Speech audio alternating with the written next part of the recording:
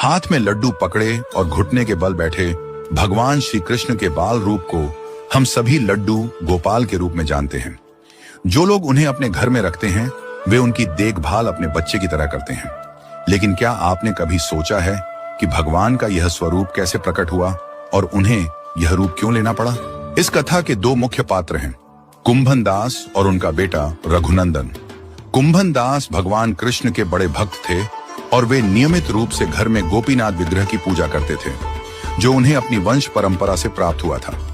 एक दिन काम के सिलसिले में कुंभन दास को घर से बाहर जाना पड़ा। उन्होंने अपने 5 साल के बेटे रघुनंदन से कहा कि वह उनके स्थान पर भगवान को भोग लगा दे और साथ ही भोग लगाने की विधि भी समझा दी। रघुनंदन ने पहले कभी भोग नहीं चढ़ाया था, लेकिन पिता का आदेश मिलने पर वह तैयार हो गए। रघुनंदन ने माता से भोग की थाली ली और भगवान के सामने रख दी। साथ ही प्रार्थना की कि भगवान भोग स्वीकार करें। लेकिन काफी देर तक भगवान ने भोग नहीं खाया और थाली में लड्डू वैसे के वैसे पड़े रहे। रघुनंदन थोड़े उदास हो गए क्योंकि उन्हें डर था कि अगर भगवान ने भोग नहीं खाया तो उनके पिता गुस्से में आ सकते हैं। उन्होंने फिर से भगवान से प्रार्थना की।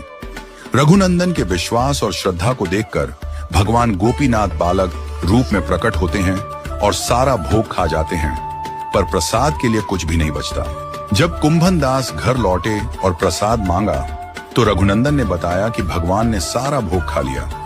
कुंभन दास को यकीन नहीं हुआ और उन्होंने सोचा कि शायद रघुनंदन ने ही भोग खा लिया होगा।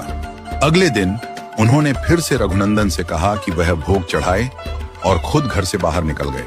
जब रघुनंदन ने भगवान को भोग चढ़ाया, इस बार भगवान जल्दी से आकर लड्डू उठा लेते हैं और खाने लगते हैं। कुंभन दास चुपके से दरवाजे से झांकते हैं और भगवान को लड्डू खाते हुए देखकर हैरान रह जाते हैं। वह सोचते हैं कि क्या यह सच है। भगवान ने उनके मन के संदेह को दूर किया और फिर भगवान गोपीनाथ अपने विग्रह में वापस प्रवेश कर जाते हैं और उनके हाथ का लड्डू आधा ही रह जाता है। कुंभन दास का विश्वास डगमगा गया था क्योंकि वह सोचने लगे थे कि उन्होंने वर्षों तक पूजा की, फिर भी भगवान ने कभी उन्हें दर्शन क्यों नहीं दिए। इस कारण भगवान ने उनका संदेह दूर करने के लिए यह रूप लिया।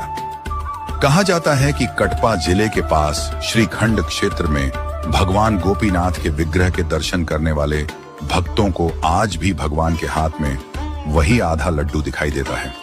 लेकिन यह केवल उन्हीं भक्तों को दिखाई देता है जिनके पास असीम श्रद्धा और विश्वास होता है। ये थी लड्डू गोपाल के स्वरूप से जुड़ी अद्भुत कथा।